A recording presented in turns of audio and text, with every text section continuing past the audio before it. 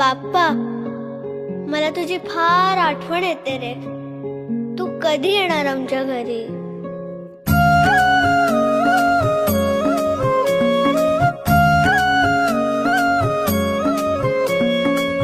देवा तुझ्याच साठी उघडून दार, वाट पाहून झाली फार. चिंता हरून देवा थकला असणार, दे माझ्या खांद्यावर भार. थोडा इथं टेकून जा, घास खाऊन माझ्या हातातला.